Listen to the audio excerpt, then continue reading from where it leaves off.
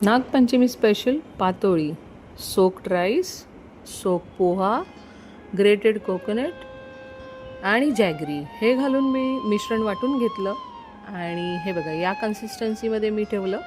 आणि नंतर पानं हळदीची जी आणली होती ती स्वच्छ धुवून घेतली, पुसून घेतली आणि ती कट करून घेतली, कारण ती खूप मोठी होती आणि मला मोठ्या मोठ्या पातोळ्या मग आपल्या स्टीमरमध्ये जमत नाहीत, त्यामुळे गरम करून स्टीमर रेडी ठेवला. आणि एका साईडला मी पानं सगळी लाईनमध्ये लावली. हे मी खोबऱ्याचं आधीच बनवून घेतलं होतं, ते शूट करता नाही आलं. आणि मग नंतर हे जे बॅटर आपण रेडी केलं तांदळाच्या पिठाचं, ते असं व्यवस्थित पसरवून घेतलं पानावर.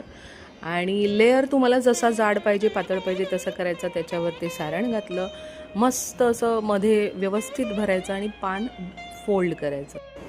जरा दाबून करायचं तर त्यातनं सारण बाहेर येत नाही. स्टीमर रेडी ठेवला होता, त्यामध्ये असे अरेंज करायचे की मध्ये थोडा ना गॅप राहायला पाहिजे, त्या की ती स्टीम व्यवस्थित बाहेर येते. हे बघा माझे रेडी झाले आणि मस्त गरम गरम एक प्लेटमध्ये काढले मी. आणि हात भाजत होते पण मी तरी स्टंट केले. आणि नंतर पुन्हा दुसरा बॅच होता माझा रेडी, तो पटकन ठेवला. आणि ॲक्च्युली मी 10 पानं आणली होती, त्याचे कट करून 20 झाले. तर त्या हिशोबाने माझं 2 वेळा मी लावलं. गर्दी नको, एका वेळेला पण राहिलं असतं, पण गर्दी नको म्हणून मी 2 बॅचमध्ये केलं.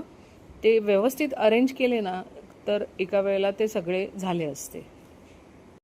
आणि मग झाकण ठेवून ही बघा अशी झाली रेडी माझी पातोळी. मी मग मस्त बाप्पाला नैवेद्य दाखवला. बाय.